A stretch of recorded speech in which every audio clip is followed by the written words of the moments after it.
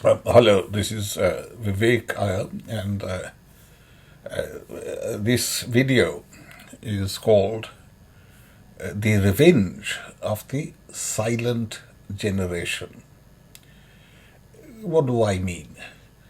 Well, there was in American demographics, in American population science and social science, there is the notion of the greatest generation, that is, the people who suffered through the Great Depression and who fought in the Second World War.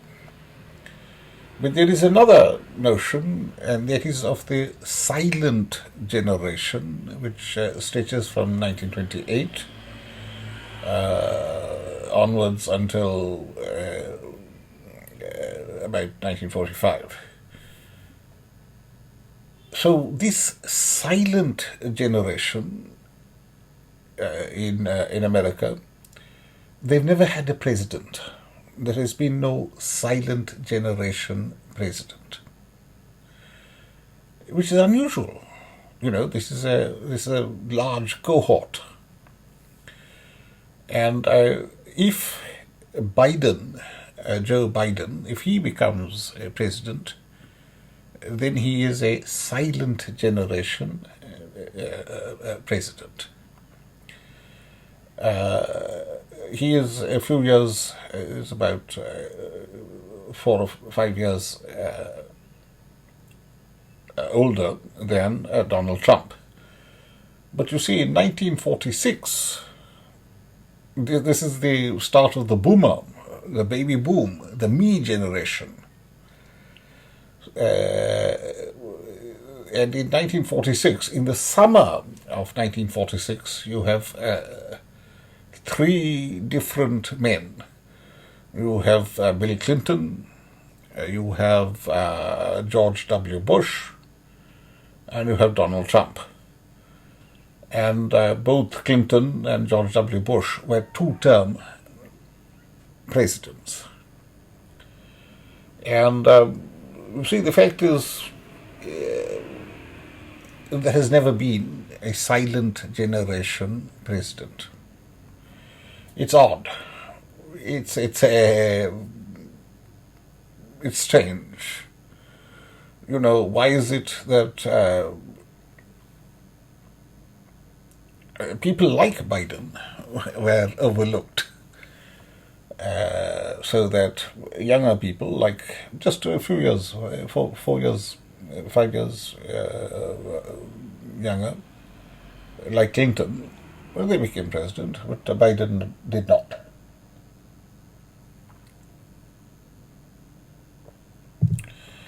Now, you know, among the great generation, or the greatest generation, there were people who were born in the same year. For example, Nixon and Ford, they were born in the same year. But the total number of years that they held office, you know, it's 8 years. They were not, so it's so it's as though they were single term each. And it's very unusual that you have people born in the same year holding 8-year terms, each of them. And, you know, so that's what makes 1946 unique. That there are 2 people who had 8-year terms. That is George W. Bush and Bill Clinton. And if Trump gets re-elected, then that's 3.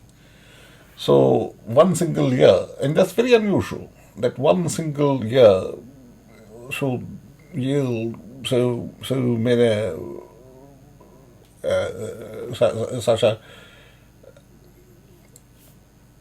incredible expense of time as leader of the free world.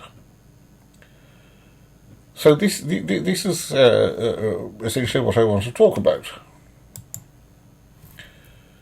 Now, is there something odd about 1946? What makes it special? Never before in American history has anything happened of anything similar. If you look at the birthdays of American presidents, they vary, and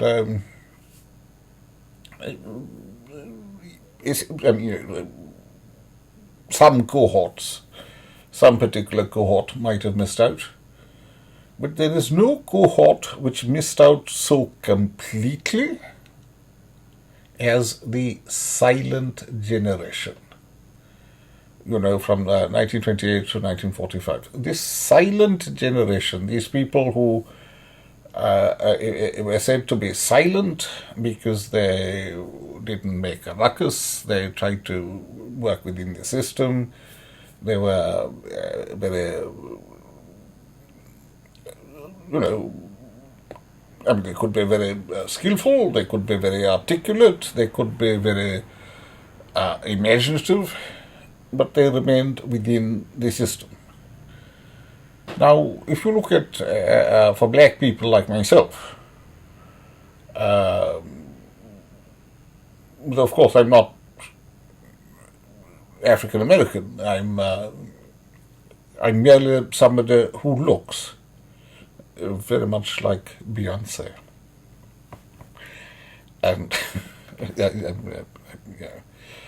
yes, I think it's ludicrous that people from India who essentially, benefited from colonial rule, from having a bunch of white guys running things, so that we could get rich, stabbing each other in the back and making money off each other. It's ludicrous that people my color. I try to jump on the African American bandwagon. But it's equally ludicrous for recent immigrants from Africa to do anything similar. Because, the fact is that who sold slaves from Africa to white people who transported them across the ocean? Who actually did the selling of the slaves? And the answer is it's African people. And there's a wonderful piece in the BBC. BBC reporter says, my great-grandfather, great-great-grandfather was an Igbo. He was very well respected, and he was a slave trader. And she also points out that after the British suppressed the slave trade, because they were so foolish as to hold dominion or to have Lugard type indirect rule in Nigeria and so forth, they actually were complicit in slavery, except there was no slave trade. It was black people enslaving other black people, or in Yemen, or in, and so forth. And of course in India, slavery had been abolished, but it, it didn't go away.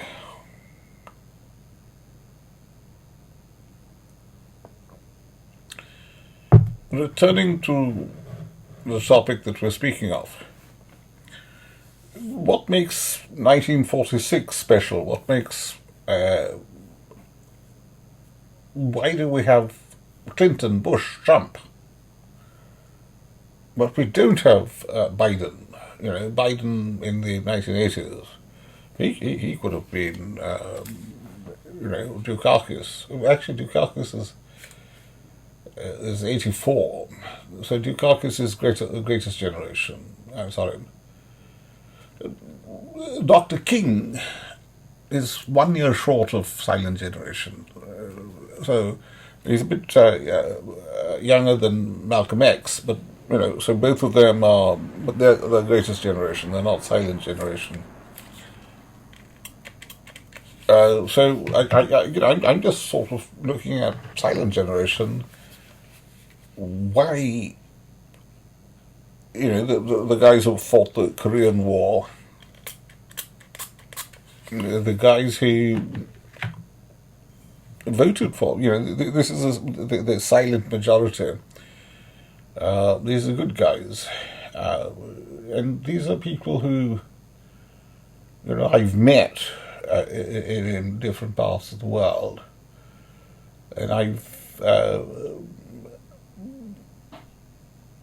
I can identify with. I've met the greater generation, or the greatest generation. I met them, but I couldn't identify with them because they'd actually fought wars and been through the Depression.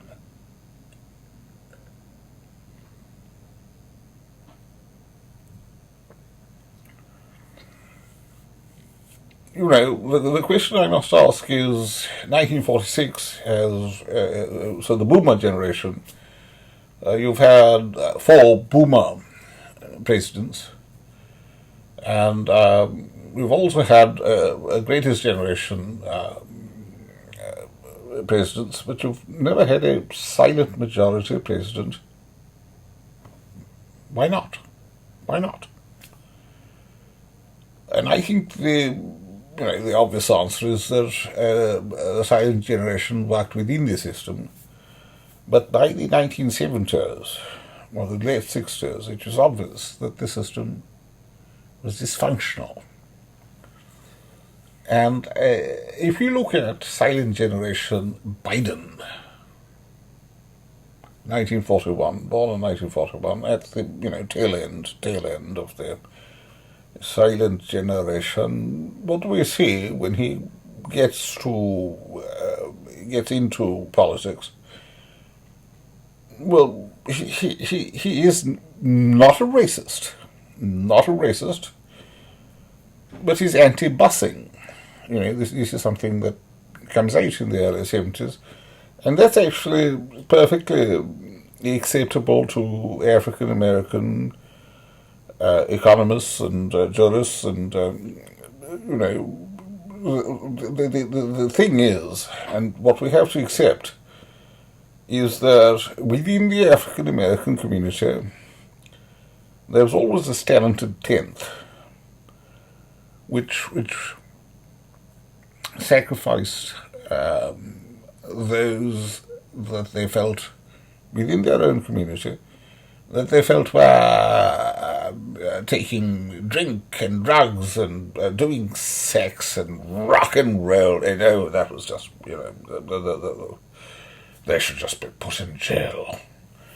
And this is what Biden in 1994, his crime bill, and this is what Clinton, the first black president, this is what they did. Clinton standing at the pulpit, at the very last pulpit that Martin Luther King stood in, graced, the very last pulpit that he graced. And what is Clinton saying to an African American congregation? He's saying, if Dr. Martin Luther King were alive today, he'd want us to pass these type of discriminatory, evil laws, which basically say that if you're black and you do something, then you go to jail forever. And if you're white and you do the same thing, hey, it's hijinks. You're a kid, it's the affluenza defense. It's this element that we have, and of course we have it in India, we have it in any society which is not economically doing extremely well. It's Samuel Butler. He he wrote a book called Huberjas and so forth. And he put forward the notion that the way to solve poverty is by essentially being very nasty to poor people. This is nonsense. This is the ideology of Sodom and Gomorrah. The problem with Sodom and Gomorrah, the cities of the plain, was not that they were homosexuals. Nothing to do with homosexuality at all, according to Talmud. The problem with them was that they were rich, and they said, well, we don't want any poor people, and if any of our people become poor, then we won't feed them, we won't help them in any way, we will just let them starve. And the reason that these cities were destroyed by the wrath of God was because, a girl who smuggled some food they're drawing water at the well, and she gives a bit of food to somebody she probably grew up with, but, whose daddy had lost his money. And she was killed because she gave food to somebody who's poor. And that's very wrong. That is the opposite of everything that any society, but certainly English, British society, or Christian society, or European society, or Indian society, or African society, or any other that you can name, we don't have these ridiculous notions because we were never enslaved. But the African Americans were enslaved, and there are African American intellectuals, not the ones who actually do any good, but the ones who write worthless books and who win Pulitzer prizes. And they suggest that the caste system is alive and well in America. And it's quite false. The caste system means that if you have that you're treated better if you have more white blood, or blood of the ruling class. Whereas if you don't, then you're screwed. America doesn't have a caste system. It is a class system, certainly, but it doesn't have a caste system. It has a one-drop rule, which was extremely discriminatory towards African Americans.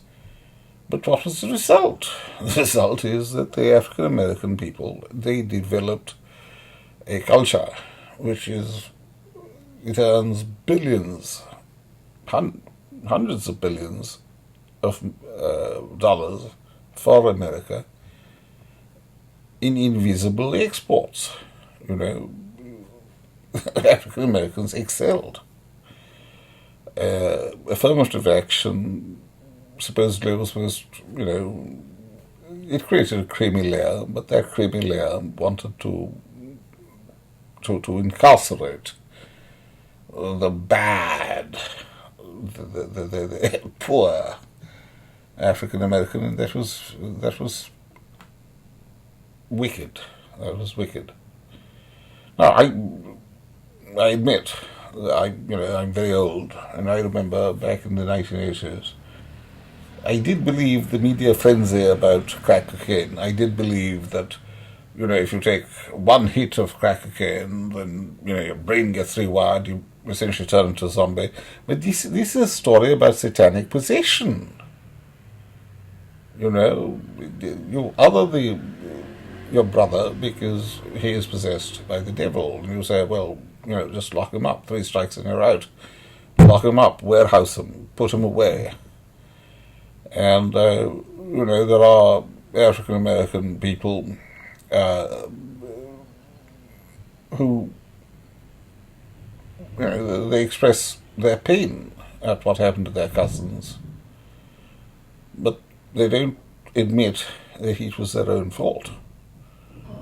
Because you see, The fact of the matter is that African Americans, they were brought to America because they're extremely productive, they're extremely plastic in their ability to respond to new situations. They're smart, they're good looking, they're handsome, they're beautiful, they're superbly talented. They've made the English, they've enriched the English language. Anthony Burgess, who's from England, working class background, Irish background, and he says the best English is African American English. And we have to agree. We have to agree. That power of expression, which is nothing new. When you read Moby Dick, Herman Melville, and Melville was actually talking about an actual situation from about 30 or 40 years previously.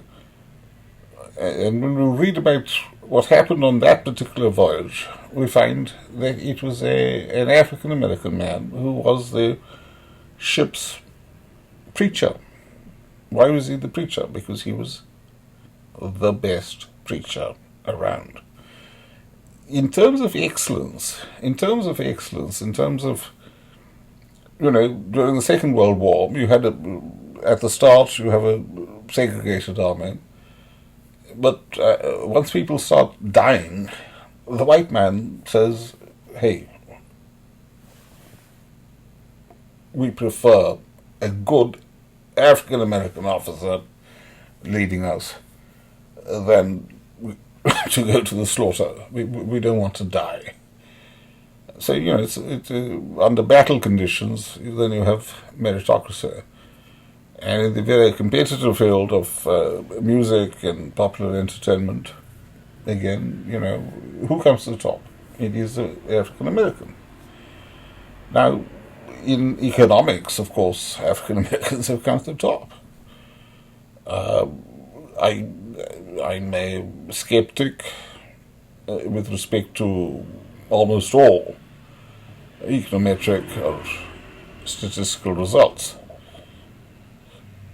But, Thomas Sowell or Roland Fryer, and, these are people that I have to listen to because they're not shit. Really not shit. Yes, they can be interpreted in a right-wing manner. So what? The right wing is about being nasty. It's about being selfish. The fact is that if you're nasty, if you're selfish, you want the 14% of Americans that we know were brought into America precisely because they were so productive.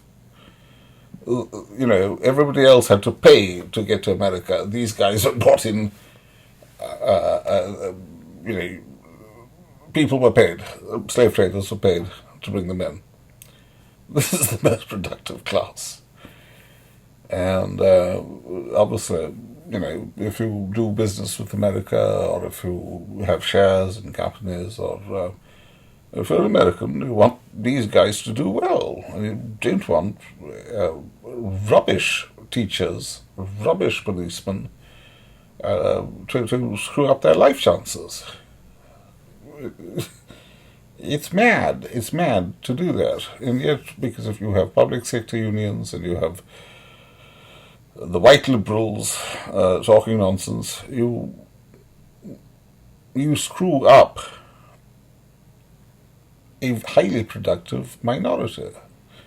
And then, you get the African immigrants who their sons can become president. This is crazy. Stop it. Don't be silly. And I know that there is the worry that black men have ginormous reproductive organs. But women don't seem to have a problem with that. And you know, but you have very beautiful African American women, and apparently, you know, they are not, you know, if they have kids, and thus are of proven fertility, they're finding it difficult to find partners. So that's an opportunity, you know. That's you know, I just don't get it. You know, I don't understand American racism at all. It's got nothing to do with caste. It's got everything to do with being stupid and not seeing that you could be better off. Right now, if you stop being stupid,